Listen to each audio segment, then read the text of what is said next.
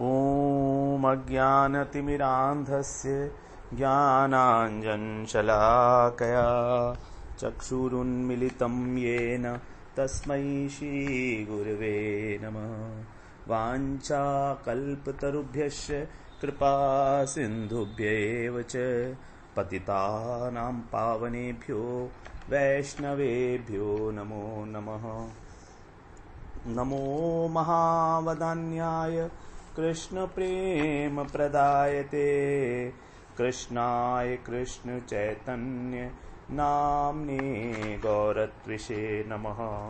हे कृष्ण करुणा सिंधो दीनबंधो जगत्पते गोपेश गोपिकाकांत राधाकांत नमोस्तुते। तप्त कांचन गौरांगी राधे वृंदावनेश्वरी वृषभानुसुते देवी प्रणमामि हरिप्रिये। वृंदायै तुलसीदेव्यै प्रियायै केशवस्य च कृष्ण भक्ति प्रदे देवी सत्यवत्यै नमो नमः। श्री कृष्ण चैतन्य प्रभो नित्यानंद श्री अद्वैत गदाधर शिवासादि गौर भक्त वृंद। हरे कृष्ण कृष्ण कृष्ण हरे हरे, हरे राम राम राम हरे हरे। हरे कृष्णा।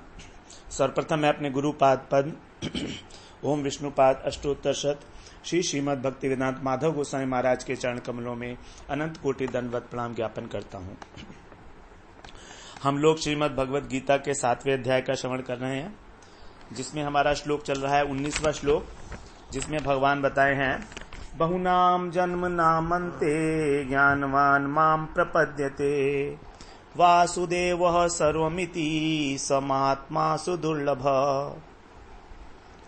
भगवान बता रहे हैं कि बहुत जन्मों के बाद, अनेक योनियों में भ्रमण करने के बाद, जब अंतिम जन्म भगवान के अनुसार ये हमारा अंतिम जन्म है, क्योंकि भगवान को हमसे बड़ी आशाएं हैं कि हम लोग अपना इस जीवन में इस मनुष्य योनि प्राप्त करके उद्धार कर ही लेंगे। इसलिए उन्होंने कहा अंतिम जन्म में ज्ञानवान माम प्रपद्यते, ज्ञान को प्राप्त करके ज्ञानवान बनकर और भगवान की शरण में जाएंगे।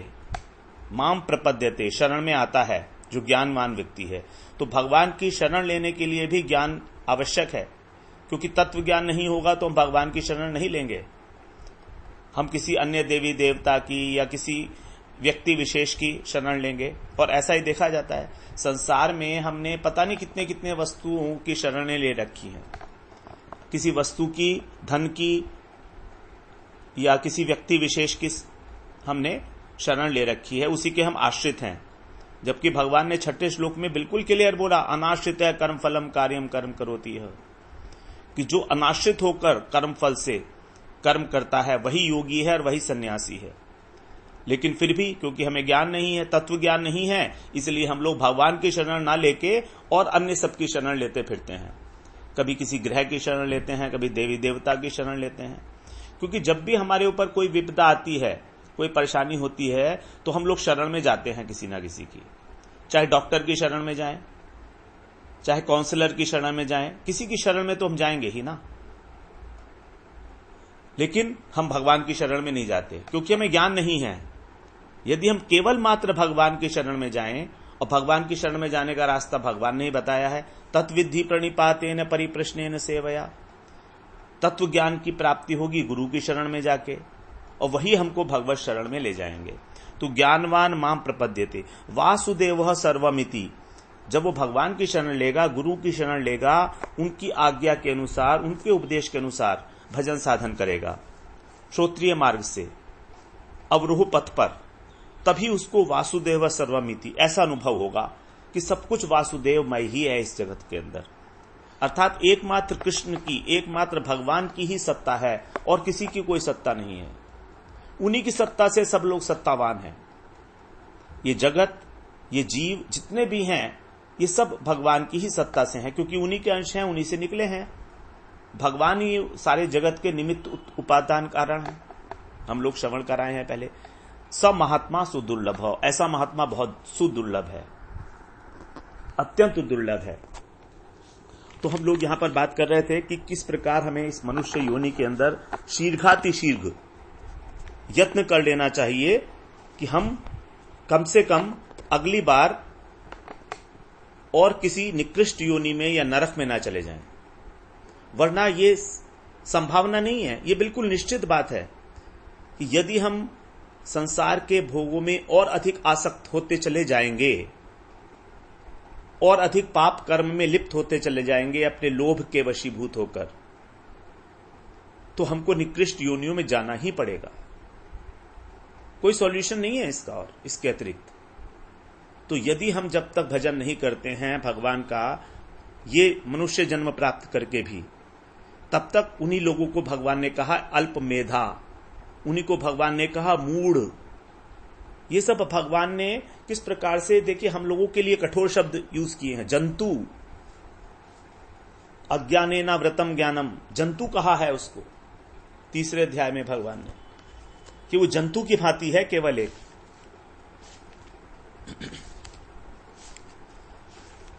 तो इस प्रकार 3 अध्याय में नहीं था वो, शायद 5वें अध्याय में था। भगवान ने जब कहा था कि यदि तुम ज्ञान की प्राप्ति नहीं करते, अज्ञानेना व्रतम ज्ञानम तेन मुह्यन्ति जंतवः, 15वें श्लोक में 5वें अध्याय के, जंतु कहा था भगवान ने। कितने कठोर शब्द भगवान हमें इस्तेमाल कर रहे हैं, मूढ़ कह रहे हैं। कितनी बार ही मूढ़ कहा है भगवत गीता में, अहंकार विमूढ़ आत्मा करता है मिति मन्यते, तो भी हम पे कोई फर्क नहीं पड़ रहा है। ये एक प्रकार की गाली है, ये अपशब्द हैं जो भगवान को प्रयोग करने पड़ रहे हैं हमारे लिए, हमको जगाने के लिए। तूर्णम यतेत न पतेत अनुमृत्यु यावत, तूर्णम माने शीघ्रातिशीघ्र हमको यत्न कर लेना चाहिए जब तक मृत्यु हमारी नहीं आती है तब तक। क्योंकि जितने भी हमारे को भोग यहां इस योनि में मिल रहे हैं, मनुष्य योनि में, ये सारे के सारे भोग पशु योनि भी में मिलेंगे। एक कुत्ते को, एक सुअर को भी वही आनंद आता है आहार निद्रा भय मैथुन में, जितना एक मनुष्य को आता है। आनंद की जो क्वालिटी है, आनंद की जो मात्रा है, उसके अंदर कहीं कोई अंतर नहीं है। सोने में जितना आनंद हमको आता है उतना ही एक कुत्ते को आता है, उतना ही एक सुअर को आता है।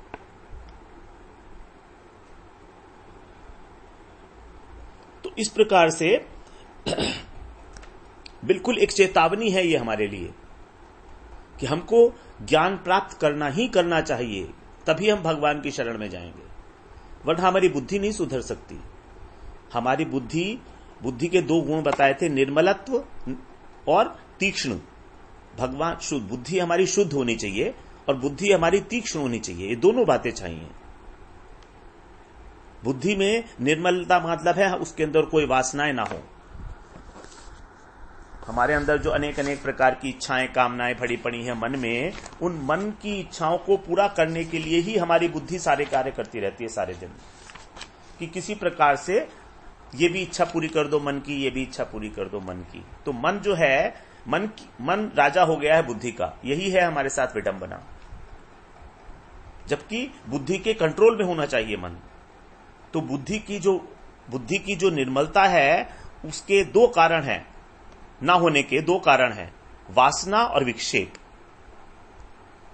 हमारी वासनाएं हैं, हमारी इच्छाएं हैं जिनको बुद्धि अपने बुद्धि बल से, अपने कौशल से पूरा करती है, और विक्षेपित होती है संसार के प्रति। ये विक्षेप और वासना हमारी शिथिल होंगी जब हम गुरु का पदाश्रय करके भगवान उन्मुख होंगे, भगवत उन्मुख होंगे। तो ये अपने आप शिथिल होंगी, हमको करनी नहीं पड़ेंगी। हम सोचेंगे हम कर लेंगे, हम नहीं कर सकते। ये तो अपने आप हो जाएंगे। जब हमारी श्रद्धा बनेगी तो ये सारी की सारी घटनाएं अपने आप घटित होंगी। ये तो इस प्रकार से श्रद्धा जब हो जाएगी हमारी, जब श्रद्धा प्रगाढ़ होगी हरि गुरु वैष्णव में, कथा श्रवण में, तो हमारी भगवान के प्रति जो सेवा प्रवृत्ति है उसका उदय होगा ही होगा, होगा ही होगा। ऐसा हो नहीं सकता कि ना हो, क्योंकि जहां हमारी श्रद्धा जाती है वही हम लोग काम करते हैं। श्रद्धा मयो अयम पुरुषो यो यत श्रद्धे से एव स। 17वें अध्याय में भगवान ने बोला श्रद्धामय अयम पुरुषो, ये व्यक्ति, ये पुरुष है, श्रद्धामय है, और जैसी इसकी श्रद्धा है वैसा ही ये है, ऐसा मानना चाहिए। यदि इसकी श्रद्धा सात्विक है तो सात्विक है, यदि तामसिक है तो तामसिक है, और राजसिक है तो राजसिक है। और हम लोगों की श्रद्धा मिश्रित श्रद्धा है, हम सात्विक भी हैं, राजसिक भी हैं और तामसिक भी हैं, लेकिन इनके जो प्रपोर्शंस हैं, इनका जो कंट्रीब्यूशन है अलग अलग है। तो यदि सात्विक प्रधान है तब सात्विक श्रद्धा मानी जाएगी। तो इस प्रकार से जब हमारी निर्गुणी श्रद्धा होगी भगवान में, भजन में, तब हमको सेवा प्रवृत्ति जागृत होगी ही, क्योंकि भगवान ने बोला मत सेवायाम निर्गुणा। भगवान की जो सेवा है वही है निर्गुणी श्रद्धा। आध्यात्मिक की श्रद्धा को भगवान ने कहा सात्विकी है वो, और कर्म के अंदर जो श्रद्धा है वो राजसी है, और अधर्म में जो श्रद्धा है वो तामसी है। और मत्स्यवायाम तो निर्गुण, मेरी सेवा के प्रति जिसका आग्रह है, जिसकी रुचि है, जिसकी श्रद्धा है, वो निर्गुणी श्रद्धा है। तो भगवान की सेवा करना मतलब भगवान के नाम का, भगवान के गुण का, लीलाओं का श्रवण करना, कीर्तन करना, स्मरण करना, मंदिर मार्जन करना, परिक्रमा करना, ये सब निर्गुणी श्रद्धा में आएगा। अब हमारा फिर उद्धार कैसे होगा इस श्रद्धा से? जैसे उदाहरण समझिए, मान लीजिए हमने बॉम्बे जाने का टिकट खरीदा, मुंबई जाने का टिकट खरीद लिया हमने और ट्रेन में बैठ गए। अब यदि अगर हम बीच में नहीं उतरेंगे किसी स्टेशन के ऊपर, तो फिर हम बॉम्बे पहुंच ही जाएंगे। हमने ट्रेन का टिकट ले लिया और हम बैठ गए। यदि का एक ही कंडीशन है, यदि हम इस ट्रेन में स्टेशन पर बीच में नहीं उतरे तो, अगर बीच में उतर गए और ट्रेन चली गई तो फिर छूट जाएगा। तो हमको, यदि हम गुरु पदाश्रय कर भजन साधन कर रहे हैं, तो हमें लगातार संख्या पूर्वक नाम गान नति भी, जो नियम है उसके अनुसार हमें अपना भजन साधन कंटिन्यू करना ही चाहिए, उतना निष्ठापूर्वक। तो हम कभी ना कभी अपने गंतव्य तक पहुंचेंगे ही पहुंचेंगे। अब ये डिपेंड करता है हम कौन सी ट्रेन में बैठे हैं, एक्सप्रेस ट्रेन है या पैसेंजर ट्रेन है या हवाई जहाज में बैठे हैं। दूसरे उदाहरण से समझिए, मान लो किसी ने अपने घर हमें भोजन पे निमंत्रित किया, और जब हम पहुंचे तो उसने हमारा सत्कार किया, हमको बिठाया, आसन दिया हमको। अब उसने हमें निमंत्रित किया है तो हमें भोजन तो देगा ना, आसन भी दे दिया उसने हमको। अब ये सोचना कि पता नहीं भोजन मिलेगा या नहीं मिलेगा, ये ठीक नहीं है ऐसा सोचना, क्योंकि यदि उसे भोजन नहीं कराना होता तो निमंत्रण क्यों देता?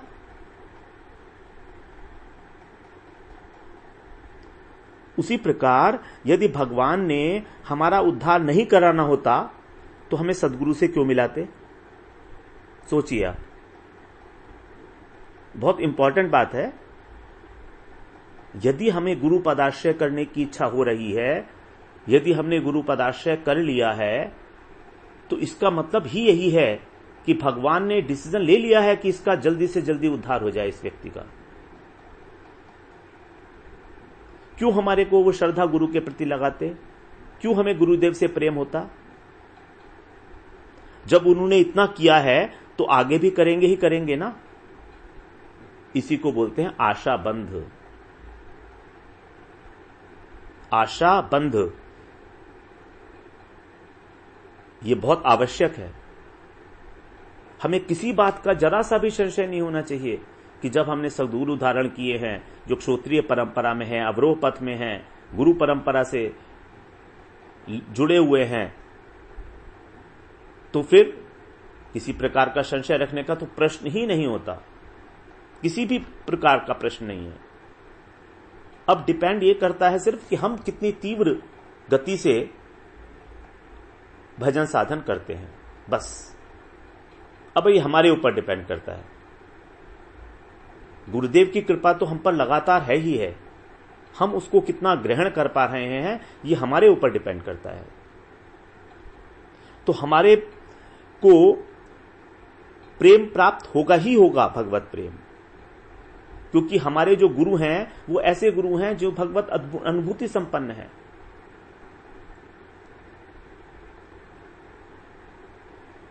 उनको खुद प्रेम प्राप्त हुआ है तो प्रेम हमको देंगे ही देंगे, मिलेगा ही मिलेगा उनसे। उनकी जो कृपा है, उनकी जो करुणा है, वो बहेगी ही बहेगी। और जो थोड़ा बहुत विलंब हो रहा है उसका कारण तो भगवान नहीं है, उसका कारण गुरु भी नहीं है, उसका कारण हम स्वयं हैं। भगवान ने तो वास्तव में हमको सारी सामग्री उपयोगी, जो भजन की उपयोगी सामग्री है, वो हमारे लिए उपलब्ध करा दी है। अपने आसपास देखिए किस प्रकार से छोटी छोटी बात का भगवान हमारे ध्यान रख रहे हैं। छोटी छोटी सी बात का हमारे मन के जो संशय हैं, उन संशयों को नाश करने का खुद ही प्रबंध कर रहे हैं। अनेक अनेक माध्यमों से या तो प्रेरणा हो जाती है आपको, या कोई इस तरह से आप इस तरह का कोई लेसन, कोई लेक्चर सुन लेते हैं जिसमें आपकी जो शंका चल रही थी वो अपने आप समाधान उसका मिल जाता है। आपको कुछ ऐसी घटना घट जाती है कि आपको सॉल्यूशन मिल जाता है, आपका संशय समाप्त हो जाता है। तो ये चीजें जो हो रही हैं, ये इच्छा शो कर रही है भगवान की, कि भगवान हमको चाहते हैं कि बहुनाम जन्म ना मनते, यही इसका अंतिम जन्म हो और ये मुझे प्राप्त कर ले इस जन्म में।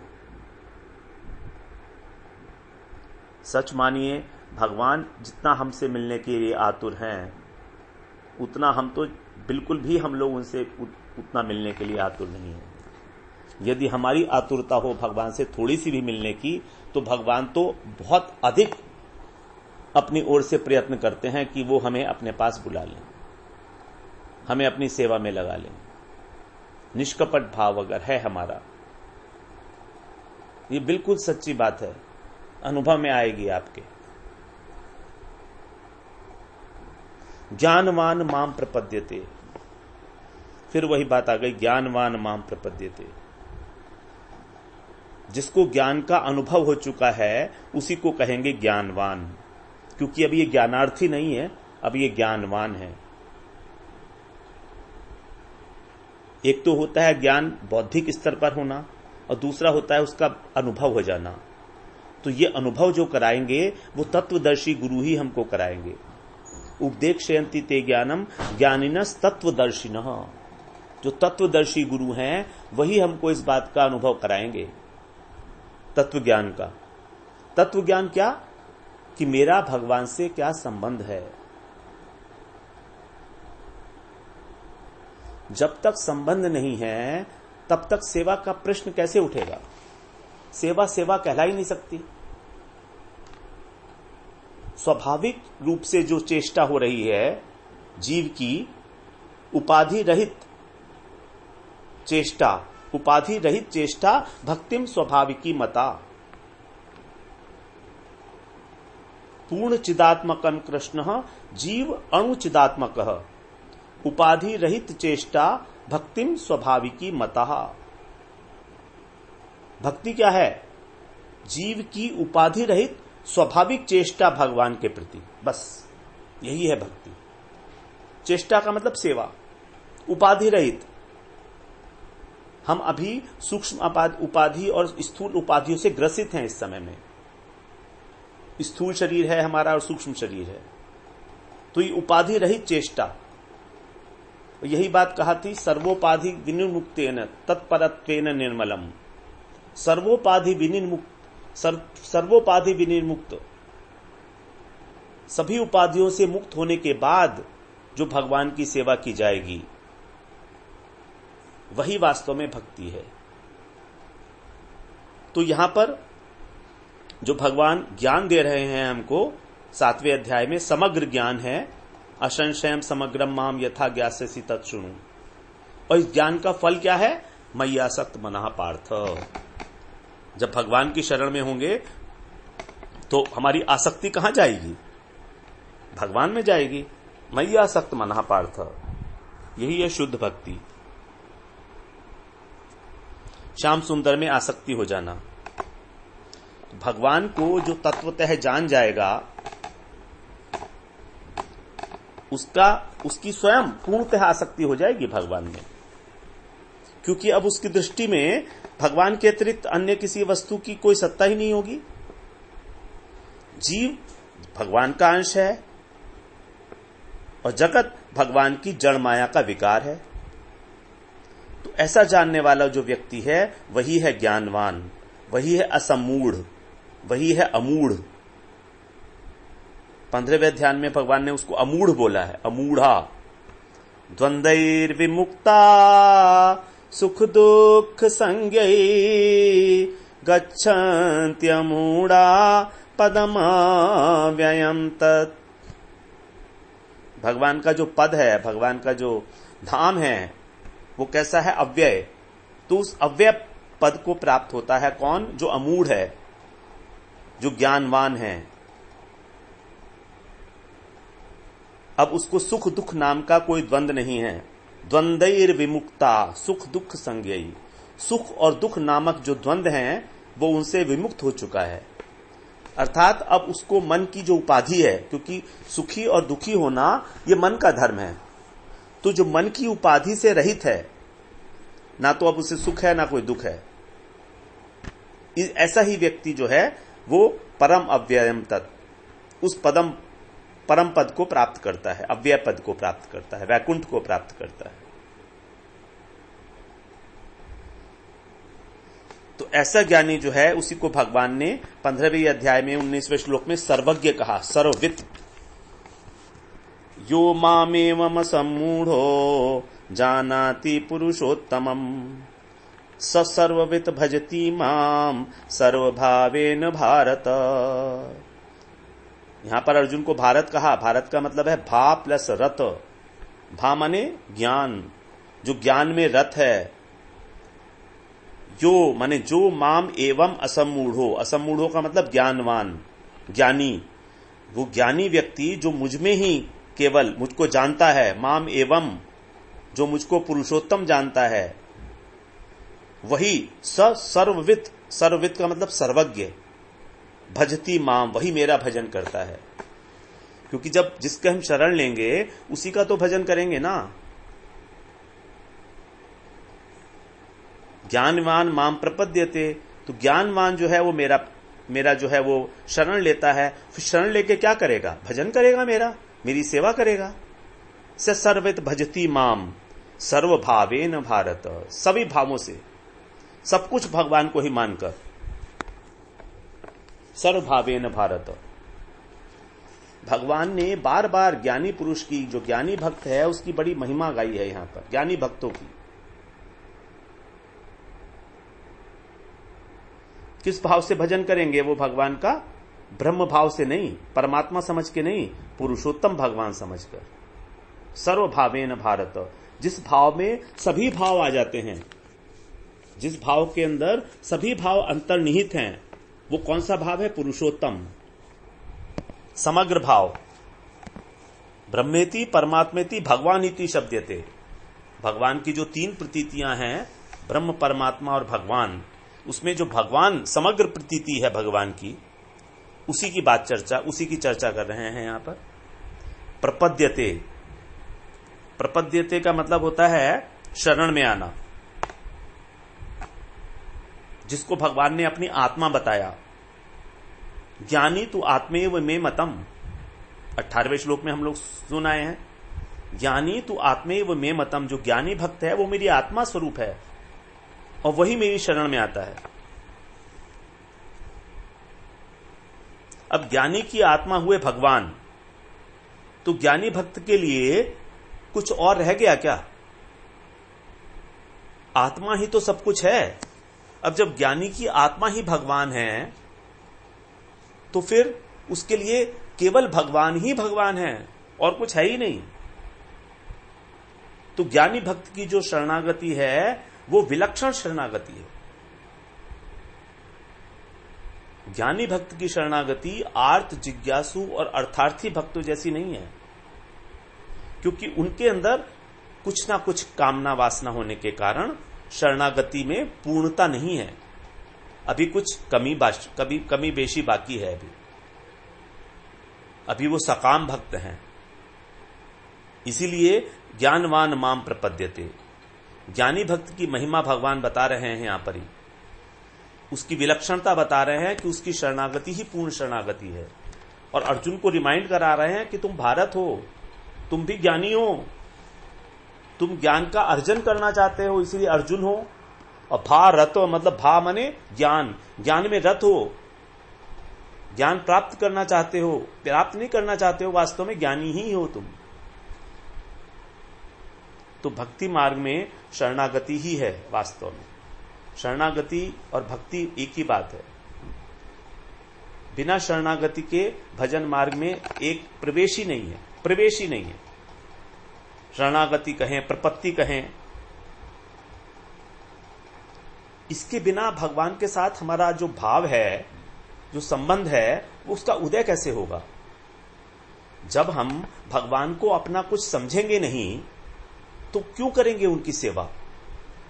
और अगर करेंगे भी तो वो एक फॉर्मेलिटी होगी, वो कर्म होगा, कर्तव्य बुद्धि है कि चलो कर लो, भगवान की सेवा है, कर लो चलो,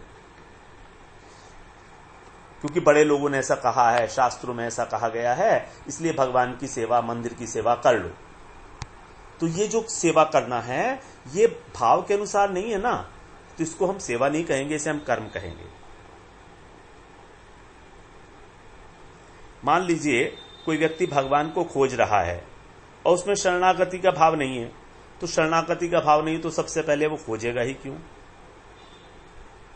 जैसे हम धन चाहते हैं, धन को खोजते हैं हम, तो हमारा ये भाव होता है कि धन मुझे मिल सकता है, मैं उसे प्राप्त कर सकता हूं, धन की सत्ता है और वह मुझे प्राप्त हो सकता है।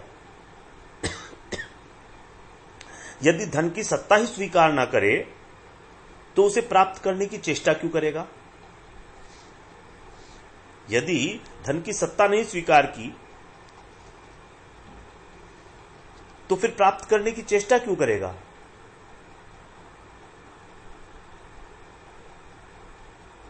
उसी प्रकार से जब तक वो भगवान के अंदर एक विशेषता को नहीं जानेगा तब तक वो भगवान के लिए क्यों प्रयत्न करेगा? संसार के अंदर जो हमारे 5 प्रकार के विषय हैं, शब्द, स्पर्श, रूप, रस और गंध, ये सब तो हमको संसार में भी मिल रहे हैं। पति, पत्नी, पुत्र, धन, मकान, संसार की इतनी सारी सुंदर सुंदर वस्तुएं, पदार्थ, इन सब से हमको शब्द, रूप, रस, स्पर्श, गंध, हम लोग इन सब को प्राप्त कर रहे हैं। तो यदि ये 5 विषय उसको इस संसार में मिल रहे हैं और वो उनसे संतुष्ट है, तो वो एक ऐसे व्यक्ति की अनदेखे भगवान की खोज क्यों करेगा? अनचाहे भगवान, अनजाने भगवान की, अनदेखे न देखा है उनको, न जाना है, न सुना है, थोड़ा बहुत सुना है, तो क्यों करेगा? वो कहेगा नहीं, मेरे को कोई आवश्यकता नहीं। लेकिन जब वो ये जान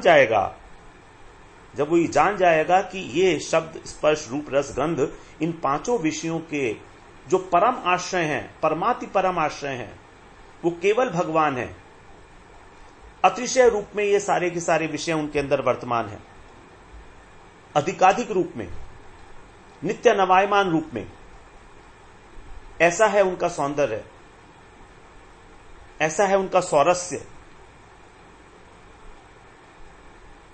तब उनके लिए चेष्टा रत होगा।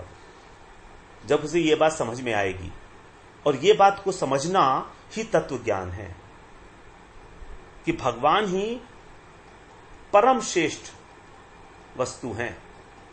उन्हीं से ये सारा जितना भी जगत के अंदर सौंदर्य दिख रहा है, ऐश्वर्य दिख रहा है, ये उसका बूंद मात्र भी नहीं है। ये बात हमें बताएगा कौन?